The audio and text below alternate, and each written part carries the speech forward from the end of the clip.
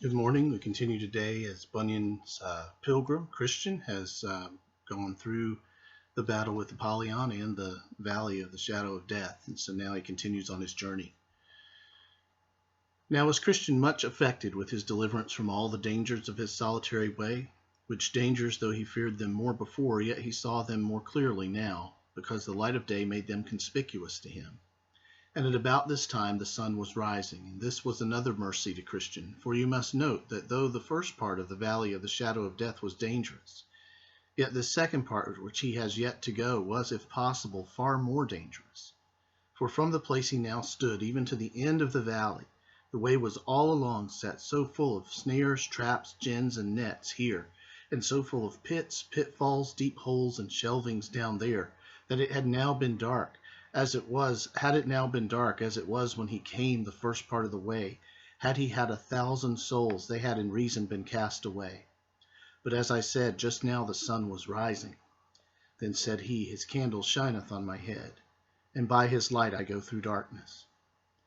In this light, therefore, he came to the end of the valley. Now I saw in my dream that at the end of the valley lay blood, bones, ashes, and mangled bodies of men, even of pilgrims, that had gone this way formerly.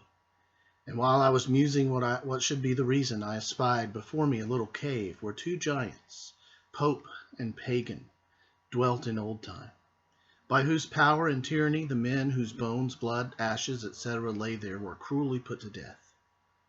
But by this place Christian went without much danger, whereat I somewhat wondered. But I have learnt since that Pagan has been dead many a day, and as for the other, though he be yet alive, he is by a reason of age, and also of the many shrewd brushes that he met with in his younger days, grown so crazy and stiff in his joints, that he can now do little more than sit in his cave's mouth grinning at pilgrims as they go by, and biting his nails, because he cannot come at them. So I saw that Christian went on his way. Yet at the sight of the old man that sat in the mouth of the cave, he could not tell what to think, especially because he spake to him, though he could not go after him, saying, You will never mend till more of you be burned. But he held his peace, and set a good face on it, and so went by, and catched no hurt. Then saying Christian, O world of wonders, I can say no less, that I should be preserved in that distress that I have met with here. O blessed be that hand that from it hath delivered me. Dangers and darkness, devils, hell, and sin did compass me while in this vale I was in.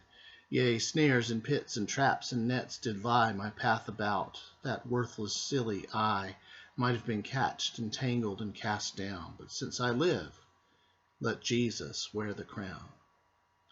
Now as Christian went on his way, he came to a little ascent, which was cast up on purpose, that pilgrims might see before them. Up there, therefore, Christian went, and looking forward, he saw Faithful before him upon his journey. Then said Christian aloud, Ho, ho, so ho, stay, and I will be your companion. At that Faithful looked behind him, to whom Christian cried again, Stay, stay, till I come up for you. But Faithful answered, No, I am upon my life, and the avenger of blood is behind me. At this Christian was somewhat moved, and putting to all his strength, he faithfully quickly got up with Faithful, and did also overrun him, so the last was first. Then did Christian vaingloriously smile, because he had gotten the start of his brother, but not taking good heed to his feet, he suddenly stumbled and fell, and could not rise again, until Faithful came up to help him. Then I saw in my dream they went lovingly together, and had sweet discourse of all things that had happened to them in their pilgrimage, and thus Christian began, My honored and well-beloved brother Faithful, I am glad that I have overtaken you, and that God has so tempered our spirits that we can walk as companions in this so pleasant a path. I had thought, dear friend, said Faithful, to have had your company quite from our town, but you did not get the start of me, wherefore I was forced to come thus much the way alone. How long did you stay in the city of destruction before you set out after me on your pilgrimage? Till I could stay no longer, for there was great talk presently after you were gone, that our city would in short time with fire from heaven be burned down to the ground. What, did your neighbors talk so? Yes, 'twas for a while in everybody's mouth. What, and did no more of them but you come out to escape the danger? Though there was, I said, great talk about, yet I do not think they firmly believe it, for in the heat of the discourse I heard some of them deridingly speak of you and your desperate journey. for so they called this your pilgrimage. But I did believe, and still do, that the end of our city will be with fire and brimstone from above, and therefore I have made mine escape. Christian, did you hear no talk of neighbor Pliable? Faith, yes, Christian, I heard that he followed you till he came at the Slough of Despond, where, as some said, he fell in. But he would not be known to have done so, I am sure. He was soundly bedabbled with that kind of dirt. Christian, and what said the neighbors to him? Faithful, he hath since his going back been greatly in derision, and that among all sorts of people. Some do mock him, and some do scarce set him on work. He is now 7 times worse than if he had never gone out of the city. Christian, but why should they be so set against him, since they also despise the way that he forsook? Faithful, oh, they say, hang him, he's a turncoat. He was not good to his profession. I think God has stirred up even his enemies to hiss at him, to make him a proverb, because he's forsaken the way. Christian, had you no talk with him before you came out? Faithful, I met him once in the streets, but he leered away on the other side, as one ashamed of what he had done. So I spake not to him. Christian, well, at my first setting out I had hopes of that man, but now I fear he will perish in the overthrow of the city. For it has happened to him according to the true proverb, the dog is returned to his vomit again, and the sow that was washed to her wallowing in the mire. Faithful, there are my fears of him too, but who can hinder that which will be?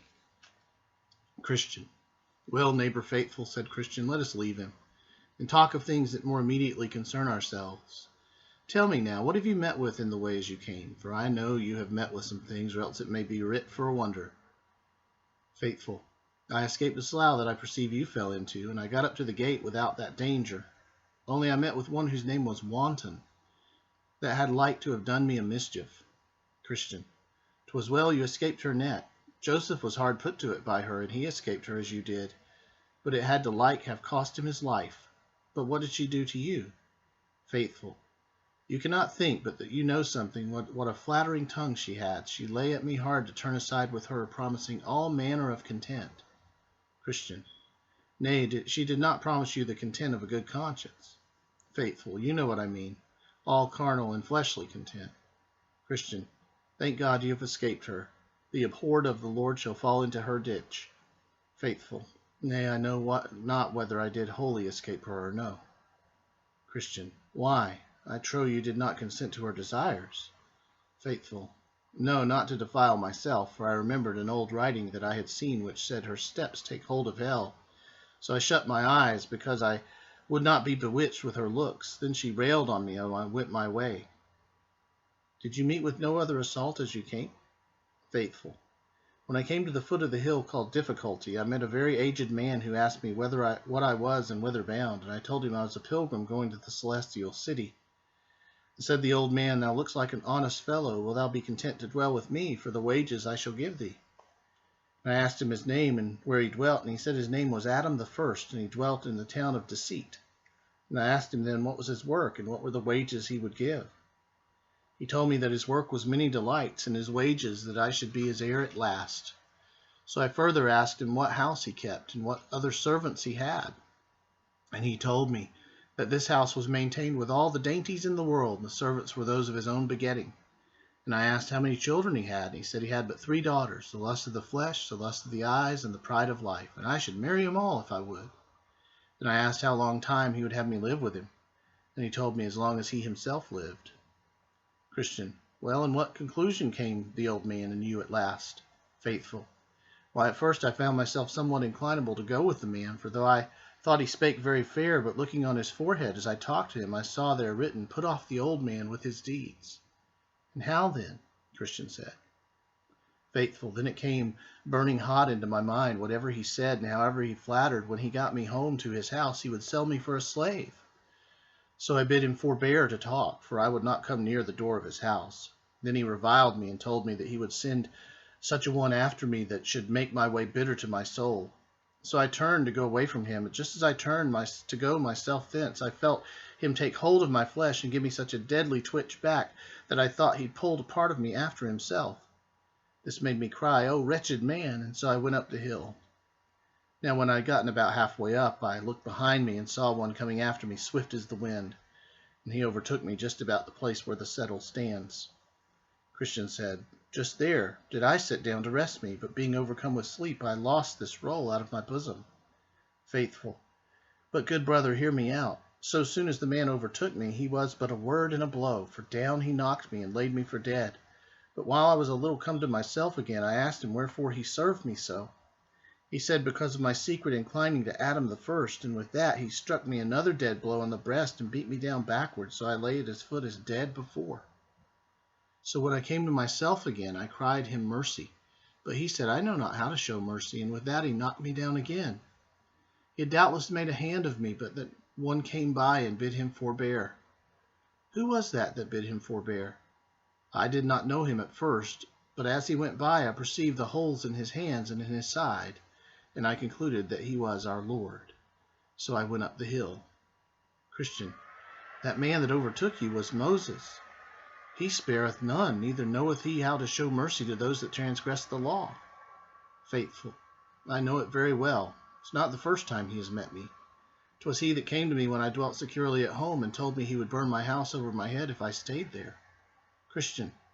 But did you not see the house that stood there on top of the hill, on the side of which Moses met you? Faithful. Yes, and the lions too, before I came at it. But for the lions, I think they were asleep. For it was about noon, and because I had so much of the day before me, I passed the porter and came down the hill. He told me indeed, Christian said, that he saw you go by, but I wish you had called at the house, for they would have showed you many rarities, of which you have scarce forgotten till the day of your death. But pray me, how did you meet nobody in the valley of humility? Faithful. Yes, I met with one discontent, who was willingly persuaded me to go back with him again. His reason was that the valley altogether was without honor. He told me, therefore, to go. And that was the way to disobey all my friends, as pride, arrogancy, self-conceit, and worldly glory with others, who knew, as he said, would be very much offended if I made such a fool of myself as to wade through this valley. Christian. Well, and how did you answer him? Faithful. I told him that although all these he named might claim kindred of me, and that rightly, for indeed they were my relations according to the flesh, yet since I became a pilgrim, they have disowned me, and I also have rejected them, and therefore they were to me now no more than if they had been of my lineage. I told him, moreover, that as to this valley, he had quite misrepresented the thing. For before honor is humility, and a haughty spirit before a fall. Wherefore, said I, I'd rather go through this valley to the honor that was so accounted the wisest, than to choose what he esteemed most worth our affections. We have to conclude there for now, but Faithful and Christian have connected with one another, and this will be a most important relationship through the rest of the story. Such an important reminder that we can't live this Christian life alone. And in this time of isolation during the COVID crisis, we need especially to be reminded of that we are not solitary figures, we're not lone rangers. We need other believers. And so pray that you will connect with other believers today. Thanks. Have a good day.